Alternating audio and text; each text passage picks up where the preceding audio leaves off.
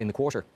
And there's a lot of pent-up demand for travel at the moment. People are sitting on huge savings. They want to get back out and about. We've got a huge footprint all across Europe, and we offer very good value for our customers. So I think it's a factor of all of that, which has enabled us to grow the fares while also growing traffic by 24%. In terms of that pent-up savings, is there a level at which inflation gets so bad and the cost of living crisis gets so bad that pulls back? What are the kinds of risks are you looking at there? Yeah, well, in relation to our own model, I mean, we've got the lowest cost of any airline in Europe, €30 per passenger ex-fuel for the first 9 months of the year, at a time when all of our competitors' costs are rising. And then thanks to the balance sheet that we have, we were able to lock in our fuel at very attractive levels. So that gives us good pricing power. And while I think that fares will continue to rise, Ryanair is still the lowest fares in the market. And I think we've seen through the global financial crisis, through other recessions, that people continue to travel. They don't stop. And in fact, I think you'll see more people traveling in Europe this summer because the dollar is very expensive. It's at very strong levels. People will stay at home. They'll holiday in Europe. Equally, I think you'll see a lot of US tourists coming to Europe this summer. So there'll be a lot of demand.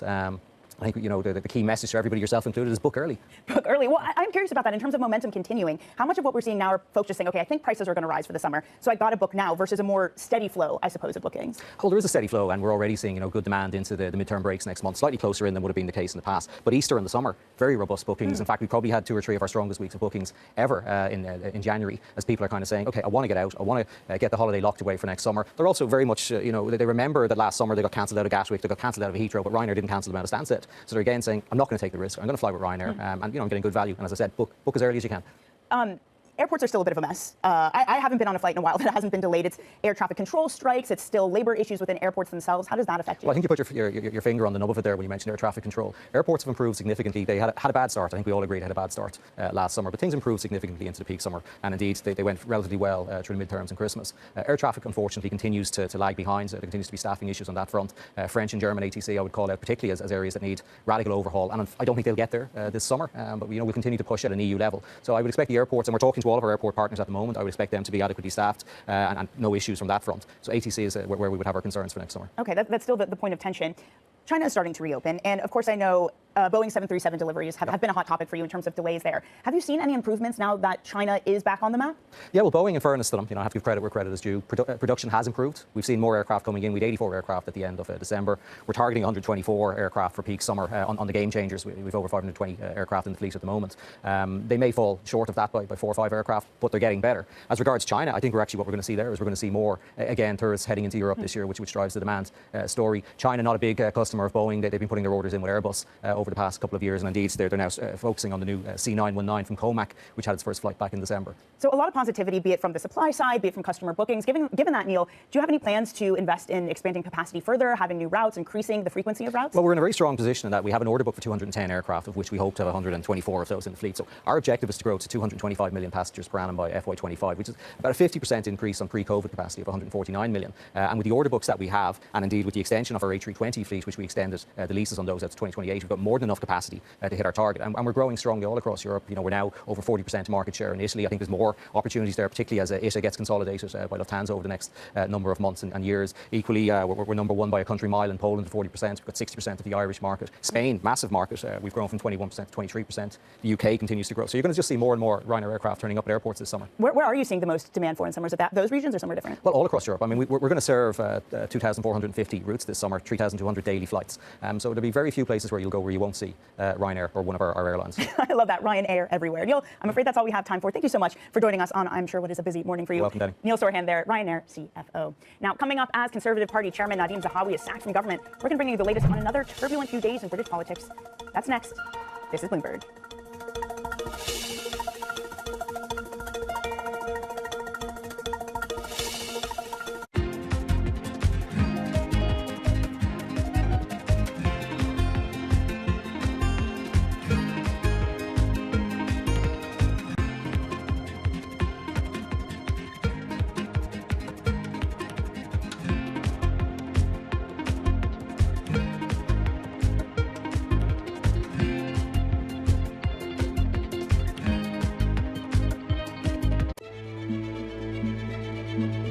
What do you like most about your job? I think the people, I mean, ultimately we're a people business. A lot of what my job is as CEO of the company is to give those people sort of motivation, to tell them where we're going, to encourage them to come up and do their best work, to encourage them to collaborate. Sometimes you sort of think you're almost a psychologist, as you are a business leader, I think, sometimes. And so what's your best piece of advice? I love pitches. I love being sort of leading from the front, if you like, and spending time with teams. I love to see the work that we're doing when we pitch for a piece of new business, often when we come together. So I guess I try and put myself in the seat of the client. And what's the client going to think when they see this work? Are they going to be excited? Is it going to turn their brand around? How's it going to resonate with their consumers? So as much as possible, I try and play that role.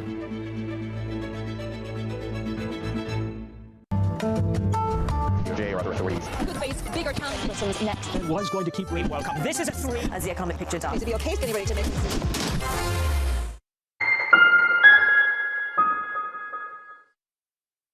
Earnings season is here. Consumers cautious in the UK. Are we being overly optimistic? The pain in earnings has not come yet. Bloomberg breaks the numbers first Forecasting a double-digit decline in revenue. On the back of record sales. with exclusive expert analysis. This year feels so different. As economies move into slowdown, earnings are likely to come off. They're going to be really closely watched. The important point is the strength of the core franchises. Bloomberg Television and Radio. The fastest numbers and analysis you trust.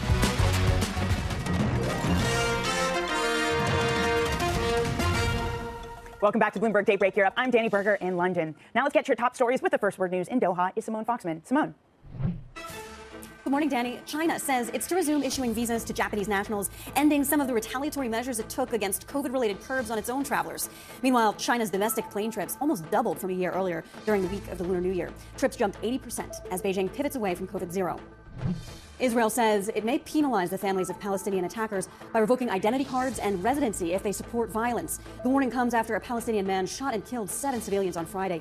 That followed a deadly Israeli raid in the West Bank city of Jenin. The rising violence, making January one of the bloodiest months in years, comes just ahead of a visit by U.S. Secretary of State Antony Blinken this week. Bloomberg has learned that top investment bankers in Asia are seeing their pay packets cut in half this year. Sources tell us that, on average, managing directors at banks including Goldman Sachs, Morgan Stanley, and Bank of America are seeing compensation drop by between 40 and 50%. The news comes as a slump in deal-making pushes the industry to look for ways to keep a lid on spiraling costs. FTX co-founder Sam Bankman-Fried has denied trying to influence a witness in the government's fraud case against him. His legal team has accused U.S. attorneys of portraying him in the worst possible light. Federal prosecutors have asked for additional bail conditions on Bankman-Fried. They say he reached out to an FTX employee in an attempt to sway their testimony. Global news, 24 hours a day, on air and on Bloomberg Quick Take, powered by more than 2,700 journalists and analysts in more than 120 countries. This is Bloomberg. Danny.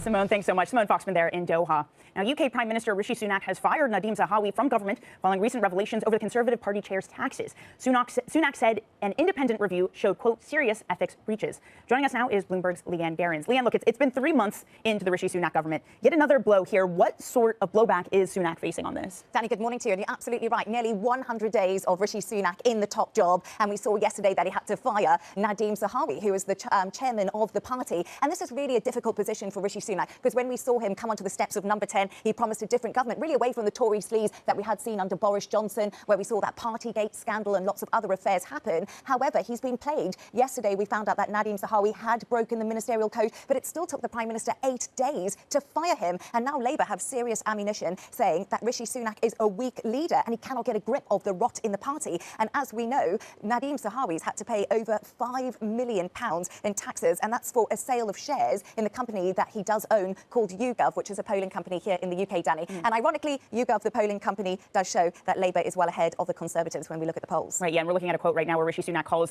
it a serious breach of the ministerial code. This is, of course, in his letter to Zahawi, letting him go.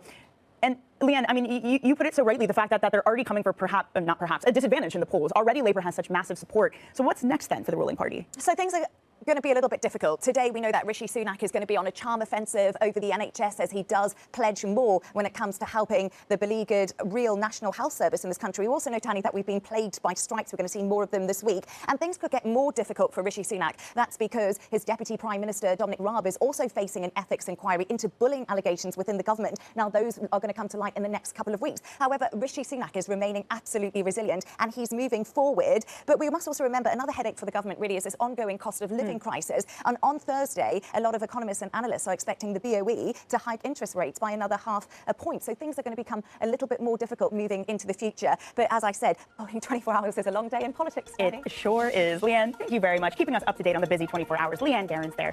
Coming up, Philips CEO Roy Jacobs joins us after the Dutch company cut another 6,000 jobs. This is Bloomberg.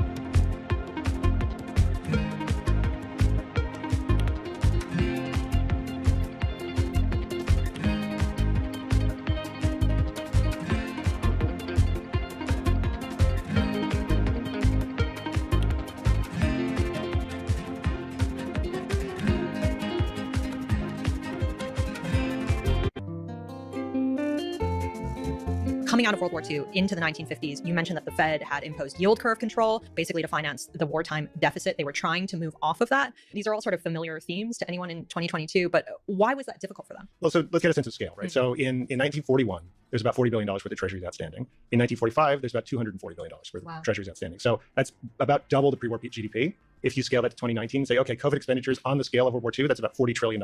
And the question is, who's going to buy it? Yeah. So what we're dealing with is kind of nothing. We got it. In that context. And so that's where I guess the analogy breaks down. But it's a very difficult problem, which is who's going to buy the equivalent of $40 trillion today in debt?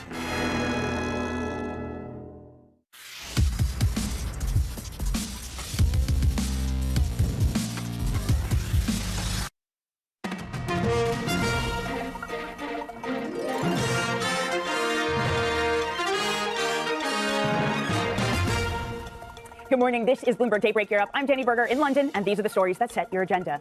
Rebutting the rebuttal, the rout in Adani shares hits $66 billion as Hindenburg says the group's 413-page response to its allegations fail to answer most questions. Fragile sentiment, stocks and futures edge lower as investors weigh that Adani plunge, China's reopening, and a mega week for central bank rate decisions. Plus, Philips profit tops estimates as the medical equipment maker announces 6,000 new job cuts amid a drive to reduce costs. We're going to speak with the CEO shortly. Some breaking news coming from Renault and Nissan. Renault, according to Nissan, has agreed to cut its stake in Nissan to 15%. This is down to 43%. The idea here is that the capital will be the same on both accounts. Nissan's holding of Renault is around 15%, so this more or less equalizes things. Renault would transfer about 28.4% of its Nissan shares into a French trust, according to this statement. Nissan will also be investing in Renault's Ampere, according to the company. The Lions board, that will continue to exist, and Renault will tell trustees to sell Nissan shares when reasonable. So again, going from 43% to 15%, that sale will happen when it is reasonable. 28.4% of that will go into a French trust. Worth flagging, Nikkei had the scoop earlier in the morning, but this is essentially Nissan confirming that report. The transaction, of course, will be subject to approval of the board. Now, let's get a quick check on your markets this morning beyond the French car company. U.S. futures, those are slumping this morning, but that comes off the back of a Friday rally thanks to PCE data, which showed inflation easing. UMich also had lower expectations for inflation, too. But it is a big old week for central banks. You have the Fed, you have the ECB, the BOE. For that reason, we're not seeing too much movement on treasuries, essentially range-bound. Why would you want to take on a lot of risk at this moment when we are expecting some potential waves coming from central banks? Though we are seeing not JGBs, I should say. The yen, that is strengthening versus the dollar, about a third of 1%. Dollar lower against most of its G10 peers, thanks again to those Fed expectations. Finally, Bitcoin headed for its best January since 2013, despite a drop this morning. Back to the earnings story. Philips saw a sizable beat in fourth quarter profit, with comparable sales coming in over 3% compared with a negative expectation. The medical equipment maker also announced 6,000 layoffs amid a broader cost-cutting push. We're joined now by Philips CEO Roy Jacobs. Roy, thanks so much for joining us this morning. So strong numbers, especially when it comes to resumption of profitability, but we got to talk about restructuring. The 6,000 jobs comes on top of 4,000 you announced in October. The coming job cuts, are they as much as we'll see, and where will they be concentrated? Good morning, Roy. Good morning. Yeah, as you indeed called out, we had an encouraging Q4 where we saw strengthening of the sales on the back of additional supply that we could secure. And that's a trend that we want to continue into 2023, but still needs hard work. At the same time, looking at the full year of 2022, it was still a very difficult year for Philips. And as a result, we are taking action. And I'm revealing the plan today to bring Philips back where it belongs. And in that, we have three key thrusts. One is focusing to get the maximum out of the leading positions that we have. Secondly, how we get more impactful innovation, by actually moving innovation closer to the customer, moving it into the businesses. And thirdly, also simplification of the organization. And in that, also, we have announced indeed that we are going to reduce the workforce by another 6,000 people. That's a sizable and impactful measure, but we see it necessary to indeed address the rising cost across the company and the world, but also to make us more agile because we change the way how we work. Right. So what does that mean in terms of what I asked, where those job cuts will come from to increase that efficiency? We are very much targeting to lean out functions because we are putting and we are moving the business model, how we operate, more into end-to-end businesses that are close to customer patients to serve them better. So actually we're taking functional reductions in roles, but also we're looking across how we can do innovation more efficiency, but also how we can organize ourselves more efficiency. So part of those job cuts will be... Sorry, go ahead, Roy. Where will they be? So they will be hitting our workforce globally, but also in particular in areas where we have more headquarters, such for example also as the Netherlands. Got it. So job cuts, one of those ways to sort of pull that efficiency, pull that cost-cutting lever. Another one, of course, would be divestments. Are you looking into that at all, selling off anything, again, in the name of efficiency? No, I think we have actually gone through a sizable restructuring of our portfolio. We put a lot of effort into that. And the focused health technology portfolio that we have currently is actually one which has a lot of potential. It's in growing markets, but actually we did not extract the value out of it. So the focus of my plan is really focusing on execution to get the maximum value out of the portfolio that we have. You mentioned that some of the supply chain issues were easing, and that helped you this quarter. To what degree did they reach a more normal type of environment? And how much longer do you think it will take to get to normal, Roy? Yeah, looking at supply chain, indeed, you see immediately the impact that if we secure more components, we can actually produce more of our goods, and then we can convert the orders because we have a strong order book. But we're not yet at a stage that this is a very reliable and predictable supply chain for us. That has to do with the market. That is still volatile, as you can see in China, where current COVID is still roaring. Although we hope it improves, it's not stable yet. So you have to be prepared to move with agility in that supply chain. But also, we need to improve our supply chain. And therefore, I'm also taking action to change the supply chain setup from a functional setup to a setup that is rallied around segments that we serve. And in there, we are working closely with strategic suppliers to actually get to longer-term contracts, to also look at dual sourcing and take the geopolitics into account that currently play so we can regionalize more of our supply chain. Interesting. Where in the supply chain would you like to regionalize? So we're looking at our big markets. So if you look to the markets that we serve, of course, we have a big market in North America, we have a big market in Europe, and we have a big market in Asia. So whilst we had a supply chain that was really built of a full open and global supply chain, now it's clear that actually as certain markets are more closing, or you need to produce more locally, for example, like in China, that you need to optimize for that. So indeed, we go local for local in China, but we also are making sure that we have more regionalization in Europe and in North America. The other headache, of course, with supply chains is the sleep apnea litigation fallout. American clients currently preparing for a legal case. How much do you expect to spend on litigation? So the recall is indeed a very important priority for us. And in there, actually, the first priority is to remediate the patients. Now, we made promising progress there. We had said we would get to 90% production by end of 2022, and we did. We want to get to 100% by Q1 for sleep therapy devices, and we really want to finish the recall this year. In parallel, as you say, there are indeed litigation cases happening as we speak, but they actually are in early stage. So it's too early to say how they will play out for us. We will, of course, do utmost to see how we can go through those in the best possible way for all of us. We also showed encouraging test results by the end of the year, so that's something that also will play part in that, and we will also continue to focus on finalizing that testing program to ensure patient safety for patients in 2023. Well, Roy, I've seen analysts, ING, for example, called some of this regulatory fallout a black box. I appreciate you say it's too early to give any figures. So when might you have that update? Because this is something both the investor and analyst community are trying to get a handle on. Yeah, and I appreciate that. And also, I would like to kind of size it as soon as possible, but we also need to do it diligently. I hope that actually in the second half of 2023, we would get more clarity around this, so actually we can size it and provide more detail. Of course, when we have that detail, we will immediately come forward with the estimations that we have, but we also don't want to speculate and put wild guesses out there. That's not in the interest of anyone. So we will stay very close to this. We know the importance to the whole community of this dossier. We will make sure that we put all the efforts to get this to the best resolution. Okay, Roy, I'm afraid we're going to have to leave things there. Thank you so much for joining us this morning. Roy Jacobs, Philips CEO, joining us after a beat on their earnings. Let's now get to the Bloomberg Business Flash. With it is Simone Foxman in Doha. Simone. Toyota has kept its crown as the world's top-selling car maker, widening its lead over Volkswagen. Despite supply chain disruptions continuing to weigh on the industry, Toyota Group sales were mostly flat at 10.5 million units for 2022. Volkswagen's output fell 7% last year to 8.3 million units, marking the lowest level of deliveries in 11 years. ASML says the chip export curbs on China shouldn't have a material effect on its earnings this year. The company is expecting sales of $6.6 to $7.1 billion this quarter. The U.S. and its allies are restricting exports of some advanced chip-making machinery to China. U.S. regulators are investigating Elon Musk's role in shaping Tesla's self-driving car claims. The review is said to be part of ongoing SEC scrutiny of the company's statements about its autopilot driver assistance system.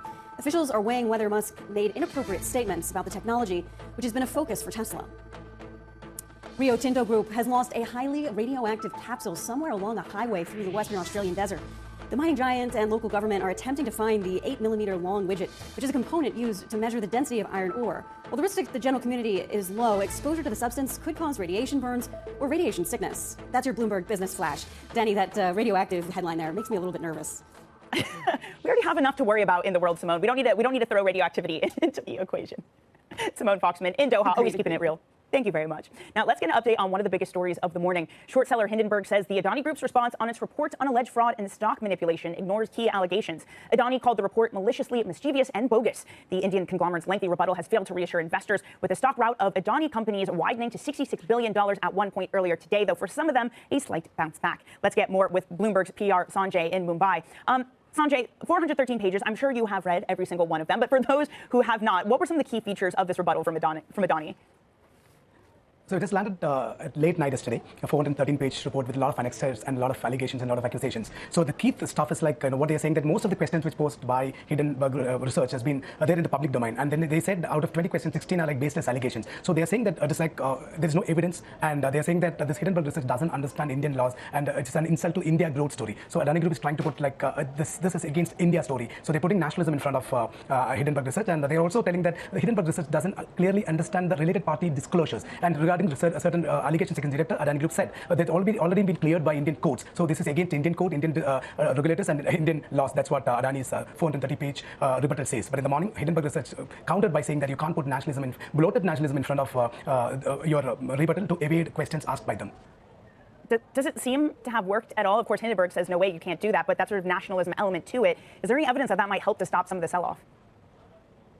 They've already lost $66 billion worth of market cap in this session, and we are also seeing that very weak response from retail investors, lot for follow-on issue, and HNI is also not active. But this is one more days left. Typically, retail investors and HNIs will be very active towards last day.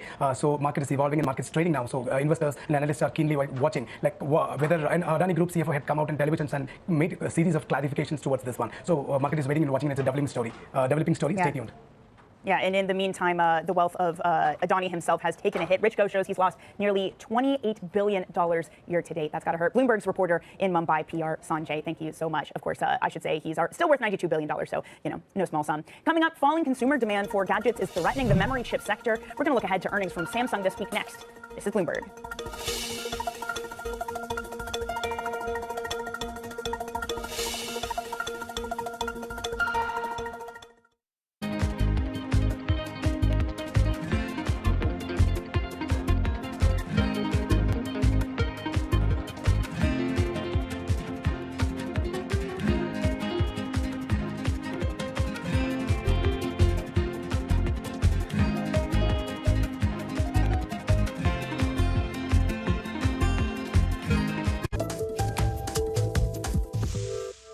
We have only 8% of the ocean protected today. And our Earthshot is, as Patty said, 30 by 30. 30% of the ocean, at least 30% of the ocean protected by 2030. And we know that if we protect the right 30%, not only we will prevent the extinction of many marine species, but also we will produce more fish. There's going to be, these protected areas are going to produce a spillover that will exceed the foregone catch. So we're going to have more fish to eat, food security, livelihoods for people. And we know that for every dollar that we invest in a protected area, in a marine reserve, that produces $10 in economic output and create more jobs. So it's a triple win for marine life, for food security, and for climate, and of course, for the economy. So that's the goal, the mission. Welcome back to Bloomberg Daybreak.